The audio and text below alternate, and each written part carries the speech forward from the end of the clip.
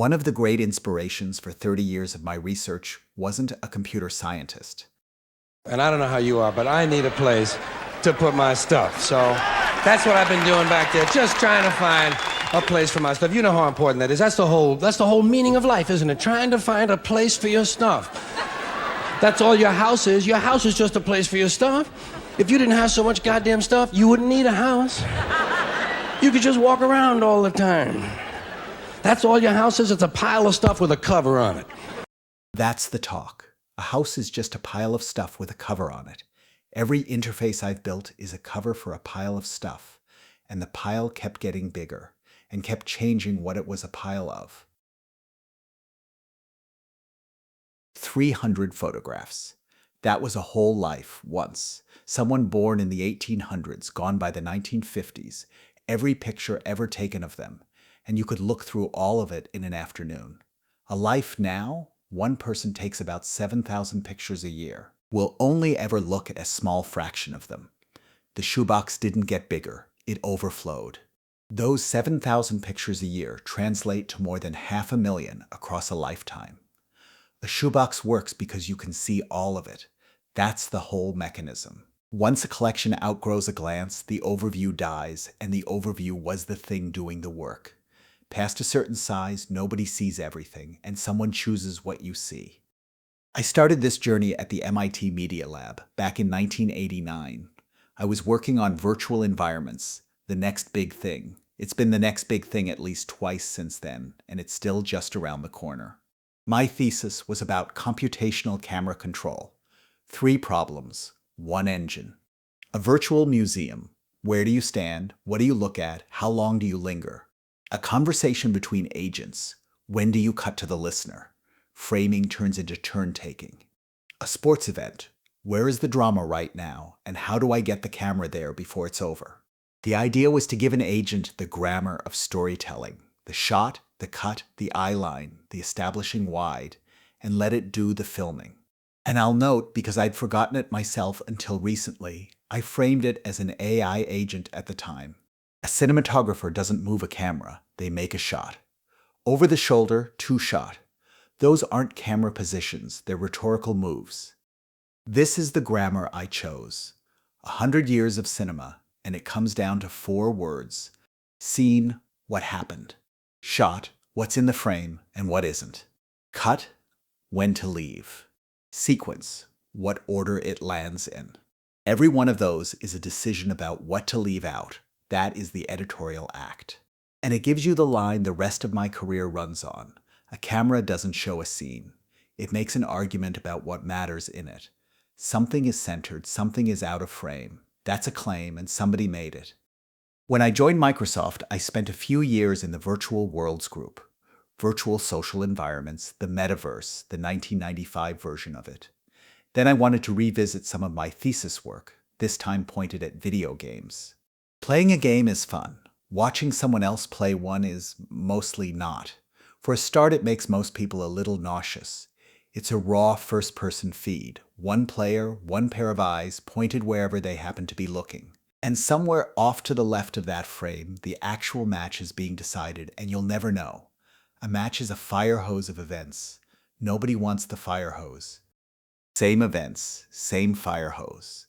The only thing that changed is that something decided where to look and when to leave. And it's the same engine, the museum, the conversation, the football field. The grammar is running automatically on a scene nobody storyboarded. We generalize that work into Microsoft's 5,000th patent, the whole idea of spectator gaming, not just the camera, and the very ground Twitch was standing on when it sold to Amazon in 2014 for roughly $1 billion. Oh well. I could have been a billionaire if an idea and a patent were all it took. But seriously, what we had was automatic summarization of a temporal event stream optimized for an audience.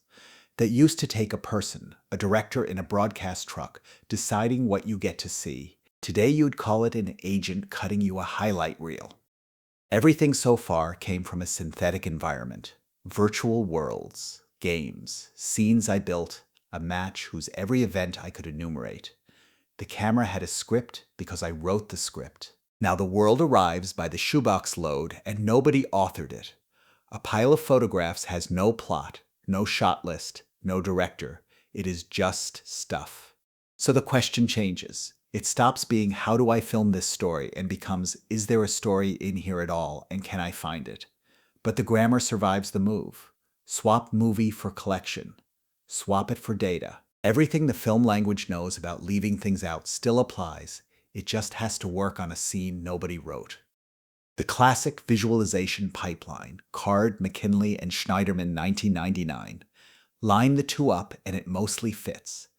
The shot is represent what's in frame, what you keep, what you throw away. The cut and sequence are render, when it lands and in what order. But look at the scene. It's two boxes, not one. The raw material and what that material means.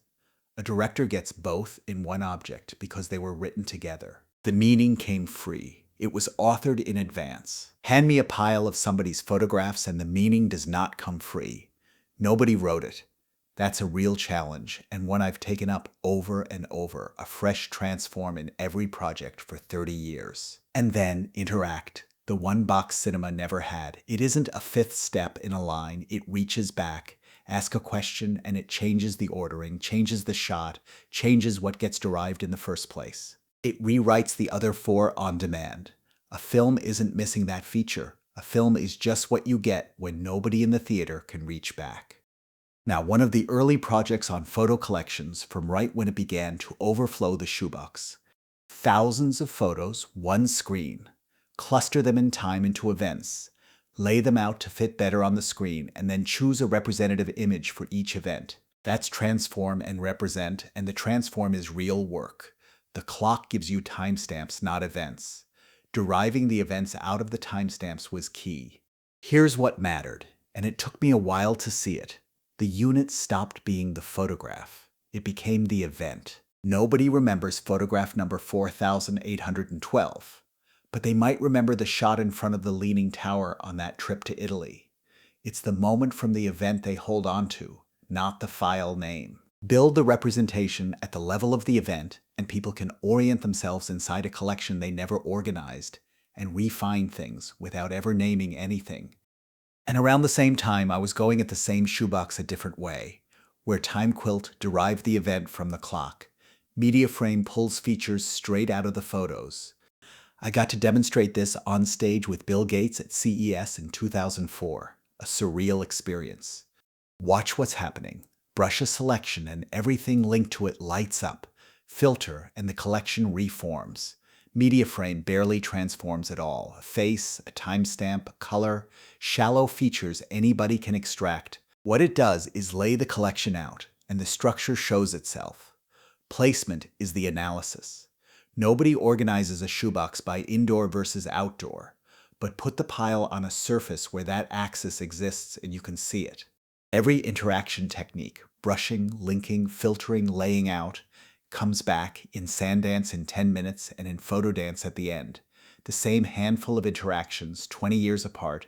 The only thing that changed underneath them is how much meaning I had to work with. MediaFrame worked on a couple of shoeboxes worth of photos. The idea was already to start scaling up. Point that same idea at something far bigger, a whole life, and the challenges get real. That's the leap to my life bits. The dream is old. Vannevar Bush, 1945. Store everything and leave a trail someone else can follow. Gordon Bell tried to actually live it. Record a life. Keep all of it. The way you got at that life was closer to querying and paging through results across a few different views than to laying the whole thing out at once. When he saw the MediaFrame interface, he wanted it as a new browser for My Life Bits.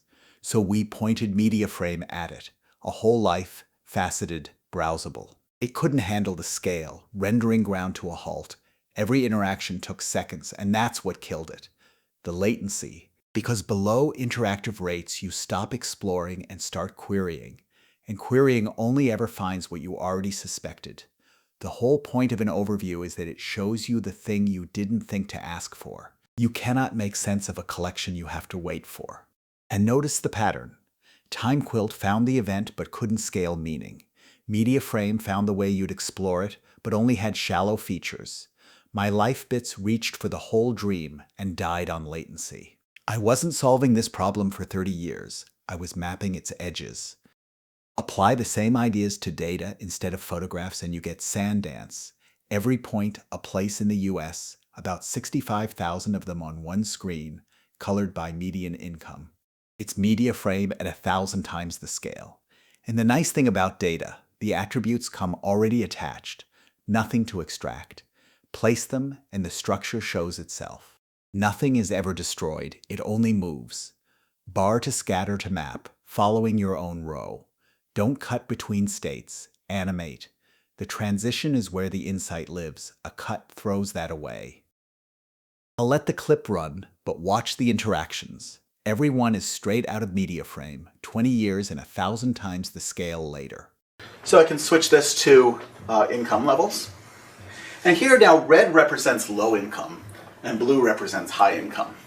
And you're going, I don't see a lot of blue here. You know, there is blue scattered about, but mostly now things like LA, San Francisco, Seattle, Chicago, but you know, across the country it's looking pretty red. And in fact, if we view this as a column chart, in each one of these you can see a little bit of these blues. But again, if we sort by color, we can see that there's only a thin strip of blue in each of those longitudinal areas. We can switch this to income, and now we're looking at all the low income down here and all the higher income up here. And you can see that most of the country is below and fairly low income. Okay? Poverty level is around 26K, and all of these counties are living with a median income below the poverty level. So let's delve down into this a little bit more deeply. Let's see what correlates with that. So I can switch this to a scatter plot. And one thing that we'll kind of logically look at is unemployment. Now, pretty much it makes sense that higher income means lower unemployment. It's this sort of curve that goes like that. And that makes sense. Affluent counties don't have that much unemployment. It's interesting, if we change this to education, though, we get exactly that same curve. The higher the education, in general, the lower unemployment. That's pretty interesting. But we're also looking at color. We're looking at color meaning income. So again, the higher you go, in general, the bluer it gets, except for a couple weird outliers. Here's a spot here that's got a lot of education, and by education we mean 95.6% of the people in this place have a bachelor's degree or higher. But they're not making much money according to this graph. They're only around there. So where is a place like this that has fairly high education and very low income? Well, let's take a look. Turns out that it's Stanford, California, where the median age is 23. These are students living on a student stipend, maybe are working on their higher degrees and not making much money. Well, one point doesn't a pattern make, but here's another point. Let's take a look at that. That's Tompkins County, Forest Home. Where is Tompkins County? Well, I can click on it and just look it up in Bing and find out that that's the home of Cornell. So now I'm starting to see a pattern. If I switch this to income, again, the further education you have, more education you have, the further up you go on the income ladder, except for these places down here. And if I actually select all those places down here, let's take a look. Turns out that there's Stanford again. That's where Emory University is. That's where Dartmouth is. Cornell, more Cornell, and we also have Swarthmore. So essentially, these are all college towns, high education and low income. Hypothesis is just a story you haven't tested yet. Science and storytelling run the same loop. Propose, look, revise, keep what survives. Exploration is how you find out which stories are true. Presentation is how you hand over the ones that are. Which is why I keep refusing to build an analysis tool and a presentation tool as two separate things. The machinery is the same machinery, and every time I built one that does both, it got better at both, because what makes a hypothesis cheap to test is exactly what makes a finding easy to show. Some of you will know the classic Pouroli-Card sense-making loop, foraging on one side, the presentation on the other. It's usually drawn bottom up, raw data up to a finished story. And a lot of what I've shown you is exactly that. The event surfacing in TimeQuilt, the pattern you stumble onto in Sandance. The data really does push things up at you. But the loop runs both ways. The story you're chasing also shapes what you go looking for. So the presentation isn't the afterthought at the end. It's in the loop the whole time, pulling as much as it's pushed. That reverse loop isn't just a neat idea, it's how people actually work. Almost nobody forages up from the raw data and waits for a conclusion to surface. They start with a conclusion and go looking for support, which is what makes the phrase "this whole field repeats" a fiction. Let the data speak for themselves. 3.5 million results on Google. The most repeated sentence in this field. Everybody nods. It has never once been true. Let me show you how untrue that is. Here's one run of jobs numbers. Same recession, same agency, argued back and forth through Obama's 2012 re-election. Watch what each side does with it. So-called bikini graph. Obama, 2012. Plot the monthly change, not the total, and the bars climb back towards zero like a recovery the moment the Democrats came back into power. The Republican answer, plot the total, not the change, and now nothing is recovering. And a keen-eyed observer will notice they cut the chart off at exactly the point where, on the previous slide, job growth had started to climb. The chart on the right compares how quickly another recent recession recovered, this time under the Reagan administration.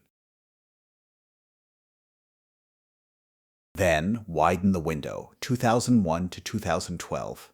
Nothing about 2009 changed. The years on either side arrived, and now the crater has an owner. Or just average the unemployment rate over each administration. Clinton, Bush, Obama. Obama's bar towers over the rest, except that average is dominated by the crater he inherited in 2009. It measures what he walked into, not anything he did. Percent change, first day to last, colored by party, and you can see the results for the entire time a party is in power. Now normalize to peak, a line at month 0. Comparison class, post-war recessions. Verdict, the worst thing in living memory, and it isn't close. Same recession. Change the year range, and we can see the previous red line against the Great Depression.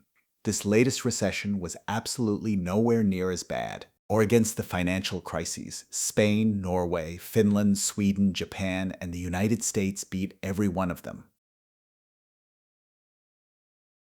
7 charts, not one of them lied. Every number came from the Bureau of Labor Statistics.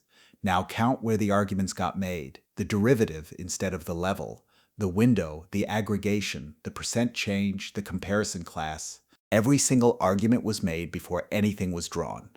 Which should bother you. Everything we teach about lying with charts is about the picture. Truncated axes, bad color, 3D. Not one of these needed any of it. The argument was already won upstream. And this isn't how to lie with statistics, that one needs a liar. Nobody lied here. That's the part that should bother you. Transform is the box that people think that AI does for free. When an AI picks the aggregation, chooses the comparison, decides the window, it is not just preparing your data. It is making the argument before you see a pixel, and it will not tell you it did. There is no neutral representation. The only question is whether you chose yours on purpose. You can go further than framing. You can stop plotting the number at all. Top left, the men's 100-meter final. 8 names, 8 times. Bolt 9.63, Powell 11.99. You read it, you know who won. You feel nothing. That gap is 2.36 seconds, a number. Bottom left, same 8 times run. Now you're in lane 4 and Bolt is gone. That's what 2.36 seconds is. Top right, the tallest buildings on Earth is a bar chart.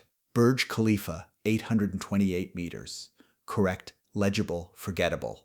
Bottom right, the same buildings and you're standing at the bottom of them next to the Eiffel Tower. Same data both times. One you read, one happens to you. That's data visceralization. This one's VR, actually. I came back to it for a few projects during the last big metaverse wave. It receded again, naturally. And it works. People remember it. And the uncomfortable part, they believe it more, which makes it a weapon, which doubles the stakes from the last 10 minutes. A chart makes an argument, but you can still argue back. A feeling, you can't, you just believe it. So the more a representation moves you, the more the honesty is on whoever built it. After 30 years, and honestly, after retiring, I circled back. Retiring came with a freedom I'd never really had, to chase a problem because it mattered to me, not because it had to make the company $200 million, which at Microsoft Research was about the bar a project needed to clear to be worth doing. Same problem I never solved, but on a collection that was deeply personal. Our collection of photographs. This is Photodance. Lourdes took them, 30 years of our family, and she was the one holding the camera. The only authorial act in that whole archive is the shutter, what she pointed at. Nothing was ever removed. Amazon uploads everything, so every frame survives, the bad ones included. Almost nothing is rated, almost nothing edited. Not because she didn't care, but because the tools are tedious. If rating a photo is expensive, nobody rates anything. That's not a user failure. It's my field's failure.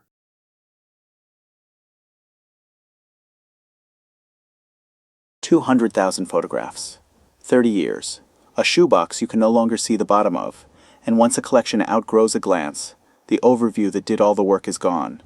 So it's built back. This is Photodance. First, a way to experience the collection as a whole, a single image, itself made entirely of images from the collection, recomputing as you move. Ask for only flowers or only the family, and the same picture reassembles out of them. Then the whole archive, laid out across the years, every photograph a single point, painted its dominant color. A long stretch of blue is water and sky, the glance made possible again. Since you remember the moment, not the file name, you can simply ask for what you want, Renata and her grandfather Arno, and there they are, together across the years. Then you narrow to one special memorable moment, the concert pianist and his granddaughter sharing the bench at the piano. And the unit stops being the photograph. It becomes the moment. The collection folds itself into events, each one named and findable, without typing a word. But the real power is that it's all one space, seen from different perspectives. Find a single memory. Sea turtles hatching, one dawn. Put those photos on the map. Was it Mexico, Hawaii, the Galapagos? So lift them into time. Different shores, different years, each visit its own thread. Move between the views, and the meaning reassembles. The where and the when. The one morning the sand came alive. And to feature just one frame, by a National Geographic eye, the striking, not the merely sharp. The best rises to the top. A beach in the morning sun, 100 new turtles making for the sea. Meaning you can finally derive and explore fast enough to think with. Because the stuff of life stays just stuff until something helps you find the story in it. What you just saw is the box that stalled on My Life Bits. Interact, finally working, 20 years later. Here it's 225,000 of our pictures, deduplicated, quality scored, clustered into events, GPS interpolated, face indexed, 19,725 burst groups collapsed, the whole archive is one moving field of points at 60 frames a second, which those of you awake 10 minutes ago will recognize as Sandance, pointed at my family. It isn't a prototype built to get a paper out. It's a way for us to actually look at our own collection, a very different design brief, and a much better one. The camera that spent 30 years framing everything else finally came home. 2004, Face Presence, Day or Night, the date off the EXIF, dominant color. That's what a machine could notice about a photograph. 2026, not face presence, but face recognition. Not day-night, but a caption of what's happening. Whether it's any good, which event it belongs to. That's not 4 features becoming 10, it's a change of kind. The machine used to notice things about the pixels. Now it knows what the photograph is about. Same move as media frame. Place the pile, let the structure show itself. I didn't have a new idea. I had the old idea, finally running on meaning. 2 things were never available at the same time, meaning you could derive, that's what media frame never had, and performance fast enough to explore. That's what killed My Life Bits. Both are here now. This is one exemplar of how good the answers get once you have both. If one person can get this far in a few months, the space of good answers is wide open and almost none of it has been built yet. AI fills the front of the pipeline now, so we don't have to. That doesn't mean it's for free. You just watched a transform decide an argument 7 times, and a model doing that step is making those same choices silently. So the first 2 boxes don't vanish. They become something you verify and direct rather than build by hand. But the interesting work was always transform, finding the one that makes the last 3 boxes useful to a person. Not the most sophisticated transform, the one that gives someone something to stand on. It never generalized, though. Every project had its own answer, and the last 3 always ran at the wrong level. You explored timestamps and color histograms when what you wanted was what the stuff was about. That's what's changed now. We have an entirely new possibility. Operating at the level of meaning, not just raw features or pixels. The last 3 boxes are still ours, still unsolved, but a whole new altitude to be working at. Represent what's worth showing. The model derives structure for free now. That's not the same as structure a person can hold in their head. Use the one to build the other. Render, where does it go? A chat log has no geography, no position constancy, no spatial memory, nothing to refine, nothing to point at. An answer is not an interface, and prose is not a layout. This is the widest open ground in our field. Interact, how fast can they ask again? Below interactive rates, exploring collapses into querying, and querying only finds what you already suspected. If the second question is expensive, people stop at the first. And the first question is never the good one. And underneath all 3, the thing from the very beginning, somebody is telling a story whether you designed it or not. The model has a camera. It's framing, right now, in every answer it gives. Choose the shot, or one will be chosen for you. Carlin got there first. The meaning of life, he said, is finding a place for your stuff. 30 years, and I never wanted a place for it. I wanted the story in it. Because the stuff of life is just stuff, until someone tells you the story behind it. So just make sure it's a story worth telling.